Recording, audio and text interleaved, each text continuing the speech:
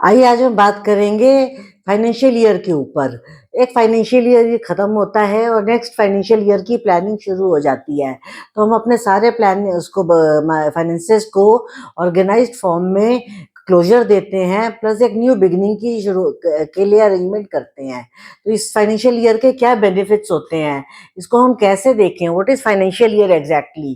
Financial year का मतलब ये होता है कि आपने पूरे एक साल में जो अर्न किया, तो आपकी नेटवर्थ क्या बनी, क्या आप अपनी लाइबिलिटीज को पूरी कर पाए, क्या आप अपने एक्सपेंडिचर्स को पूरा कर पाए, और क्या आप अपनी सेविंग्स को जोड़ पाए, और क्या फाइनली आप वेल्थ एक्यूमुलेशन कर पाए।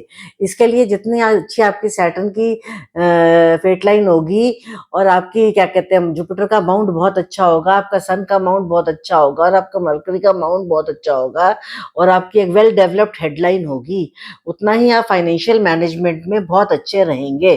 तो यहाँ से आपको पता लग जाएगा कि क्या आप फाइनेंशियल मैनेजमेंट अच्छे से कर पाएंगे या नहीं।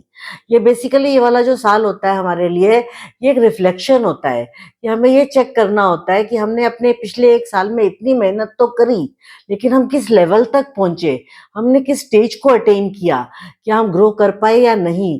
उसके लिए हमारी फेट लाइन हमें हेल्प कर देती है गाइड करने में। फिर जो हमारे दोनों माउंट्स ऑफ मार्स हैं, ये हमें थॉट प्रोसेस देते हैं, ये हमें एक्शन देते हैं, और ये सोसाइटी में उसके रिजल्ट्स देता है। और आपके रिजल्ट्स आपके हेडलाइन के ऊपर बहुत डिपेंड करते हैं कि जितना आपने प्रैक्टिकल डिसीजंस लिए होते हैं, उतने ही आप अच्छे से अपने फाइनेंशियल ईयर की नेटवर्थ को अचीव कर पाते हैं। तो यहाँ से आपको एक लाइफ लेसन मिलता है। किस चीज का लाइफ लेसन? एक रिफ्लेक्शन, कि पास्ट को रिफ्लेक्ट कीजिए, प्रेजेंट में आ जाइए, और फ्यूचर के लिए एक प्लानिंग कीजिए। एक लाइफ लेसन सीखिए कि आपको हमेशा ये याद रखना है, क्योंकि आपको फ्यूचर की प्लानिंग भी करनी है, आपने अपने फाइनेंसेस को सेव भी करना है। तो आपको कभी भी शो ऑफ नहीं करना है। आपको मनी इसलिए खर्च नहीं करना है कि आपने लोगों को दिखाना है। आपने मनी को वहां खर्च करना है जहां जरूरत है। तो उस मनी को, कौन लोग ऐसे हैं जो शो ऑफ के लिए दिखाते हैं? जिन लोगों के Saturn finger and sun finger के बीच में बहुत स्पेसिंग होती है, वो लोग सोसाइटी में शो ऑफ करने के लिए पैसे खर्च करते हैं। जिन लोगों का सन का माउंट बहुत डेवलप्ड होता है, वो सोसाइटी में शो ऑफ करने के लिए फंड्स स्पेंड करते हैं। जिन लोगों का वीनस बहुत डेवलप्ड होता है, वीनस का माउंट, वो लोग अपने लग्जरीज में बहुत स्पेंड करते हैं। जिन लोगों की सन लाइन इस लाइन को क्रॉस कर जाती है, सन फिंगर तक पहुंच जाती है, तो वो लोग लोन्स तक ले लेते हैं अपने आप को शो ऑफ करने के लिए। तो यहाँ से एक मैसेज मिलता है कि नहीं, हमें अपने माउंट्स को ओवर डेवलप नहीं होने देना है, हमें नेगेटिव वे में इनको मैनेज नहीं करना है, हमें ऑर्गेनाइज्ड फॉर्म में रहना है। ये एक कार्मिक लेसन है हमारे लिए। कैसे? देखिए, एक डेस्टिनी हैंड है, कर्मा हैंड है आपका। ठीक है, अब डेस्टिनी हैंड में हो सकता है आपके अमाउंट्स बहुत नॉर्मल डेवलप्ड हो, आपकी फेट लाइन बहुत अच्छी हो, आपके मार्स के अमाउंट्स बहुत अच्छे हो, आपका सोशल जोन बहुत अच्छा हो, लेकिन यहाँ पर वो ओवर डेवलप्ड हो रहा हो। आपका सन का माउंट ओवर डेवलप्ड हो रहा हो, आपका जुपिटर का माउंट ओवर डेवलप्ड हो रहा हो, आपका वीनस का माउंट ओवर डेवलप्ड हो, आपका हेडलाइन डिस्टर्ब्ड हो, आपकी फेट लाइन टेढ़ी मेढ़ी या खराब हो, तो क्या होगा कि आपको ये लगेगा आपके अंदर एक कॉम्प्लेक्स है, तो इसलिए आप लोगों को शो ऑफ करने के लिए करेंगे। लेकिन भगवान ने डेस्टिनी एंड कर्मा के साथ एक फ्री विल भी दिया है। तो फ्री विल हमें ये मैसेज देता है कि एक रिफ्लेक्ट कीजिए कि आपने पास्ट में क्या गलती करी, और इसको ठीक करने के लिए अब मैं फ्यूचर में क्या करूं, मैं इसको इम्प्रूव कैसे कर सकता हूँ।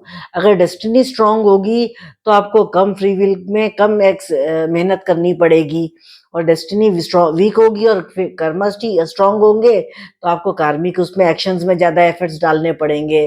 तो इससे आपको एक गाइडलाइन मिल जाएगी कि आप अपने कार्मिक लेसन्स के बेस पे कैसे लाइफ में आगे अपने मनी मैनेजमेंट को प्लान कर सकते हैं। आपको बेसिकली ये सोचना है कि मैंने एक बार तो गलती कर दी, अब मैं नए रिसोर्सेज को कैसे एक्सप्लोर करूं, मुझे नई अपॉर्चुनिटीज को देखना है। तो मुझे इस टाइम ये चेक करना होगा कि मेरा क्वालिटी ऑफ हैंड किस लेवल का है। जितना स्मूथ और कलर अच्छा पिंक, डार्क पिंक होगा, तो मैं उतने हाई लेवल के टारगेट्स अचीव कर सकता हूँ। ये जितना पेल और प्रेस्ड होगा, उतना ही मैं लो लेवल पर टारगेट्स अचीव कर सकता हूँ। तो मुझे उस टाइम पर रिस्क कम लेना है। जितना ये वेल डेवलप्ड होगा, मैं उतने ही नए रिसोर्सेज में और अपॉर्चुनिटीज में अपने हाथ डाल सकता हूँ।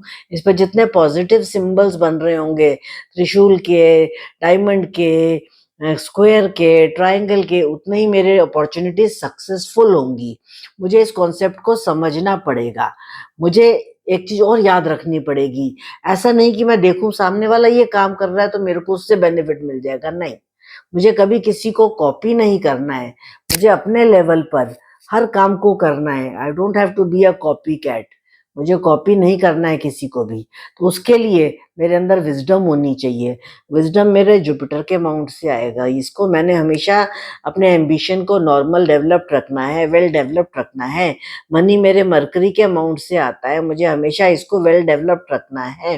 सैटर्न मेरे कर्मास का एरिया है, मुझे इसको वेल डेवलप्ड रखना है। सन मेरे को सोसाइटी से जोड़ता है, मुझे इसको वेल डेवलप्ड रखना है। और ये मेरे दोनों थॉट प्रोसेस और एक्शन के जोन है, तो मुझे इनको भी बैलेंस करके चलना है और अपने फेट लाइन पर काम करना है। तो फिर मैं अपने बहुत सारी गलतियों को ओवरकम कर पाऊंगा। अगर मेरे माउंट प्रेस्ड ही रहे या ओवर डेवलप्ड ही रहे तो मैं पॉजिटिव सिंबल्स के यूज ही नहीं कर पाऊंगा, मैं सोच ही नहीं पाऊंगा और मैं अपने शॉर्ट कमिंग्स को ओवरकम ही नहीं कर पाऊंगा। तो मुझे उनको ओवरकम करना है। मुझे हेल्दी वे में अपने अच्छी चीजों को अडॉप्ट करके, अपने कार्मिक सॉल्यूशंस को निकालकर, अपने कमिंग फ्यूचर के लिए, अपने नेक्स्ट फाइनेंशियल ईयर को बहुत स्ट्रांग बनाना है। मैं इसको जितना स्ट्रांग बना लूंगा, ये मेरे लिए उतना ही काम करेगा आगे फ्यूचर में। अब चलिए मान लीजिए इस साल में मेरा ये हाथ का कलर बहुत अच्छा है, मेरी लाइंस बहुत अच्छी हैं, मेरे अमाउंट्स बहुत डेवलप्ड है और मैं वेल्दी हो गया। अब मैं जब वेल्दी हो गए एक बार, तो क्या मैं उसको मेंटेन कर पाऊंगा या नहीं? कुछ लोग तो होते हैं कि वो एक वन टाइम वेल्दी हुए और उसका ऐशो आराम में चले गए, तो उन्होंने आगे काम ही नहीं किया। कुछ लोग हो गए, उन्होंने उसको सारा खर्च कर दिया। तो क्या मैं उसको बैलेंस कर पाऊंगा? उसके लिए मेरे अंदर थोड़ी सी पेशेंस होनी चाहिए। तो उसको पेशेंस के लिए मुझे कंसिस्टेंसी भी चाहिए कि मैंने पेशेंस के साथ अपने वेल्थ को यूज किया, प्लस मैंने एक कंसिस्टेंसी मेंटेन किए करके रखी कि हर बार मैं अपने आप को पहले से बेटर एंड इम्प्रूव्ड पर्सन बनाऊंगा, एक हायर लेवल के एम्स रखूंगा और उन पर मैं ग्रो करता जाऊंगा। वो कब हो सकता है? जब मेरा जुपिटर का माउंट बहुत वेल डेवलप्ड होगा, नीट एंड क्लीन होगा और इस पे बहुत सारे पॉजिटिव सिंबल्स बन रहे होंगे। ये जितने अच्छे होंगे मेरा जुपिटर का माउंट, उतना ही मैं इतना अच्छा सोच पाऊंगा।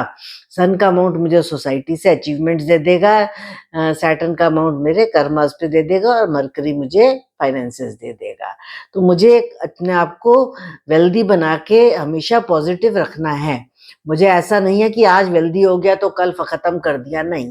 या मैं कल वेल्दी होने के लिए आज को खराब कर दूं, नहीं। मुझे एक बैलेंसिंग चाहिए, एक कंसिस्टेंसी चाहिए, एक प्लानिंग चाहिए, एक सिस्टम चाहिए, एक ऑर्गेनाइज्ड वे में सारे काम करने हैं। फिर मुझे हमेशा एक बात याद रखनी है। क्या? वो ये है कि सबसे जरूरी चीज ये है कि जब मैं पैसे कमा लूं तो पैसा मेरे ऊपर हावी नहीं हो। Always keep money as a good servant, not a good master. It is a very bad master. It is not a good master. It is a very bad master. इसलिए हमेशा अपने बजट्स पे चलिए, सिस्टमैटिकली चलिए, अपने amounts को develop करके balanced करके रखिए और अपने लाइंस को अच्छे से अरेंज करके रखिए। आपकी फेट लाइन जितनी अच्छी होगी, आपकी लाइफ लाइन जितनी अच्छी होगी, आपका जुपिटर का अमाउंट जितना अच्छा होगा, उतने ही आप एक बैलेंस्ड पर्सन होंगे। जब आप बैलेंस्ड हो जाएंगे तो आप कंसिस्टेंसी को मेंटेन कर लेंगे। अब आपके पास पैसा भी आ गया और वेल्थ भी आ गया। अब आपने नए पैसे को भी और कहीं ना कहीं इन्वेस्ट करना है। तो हमेशा याद रखिए, don't put all eggs in one basket.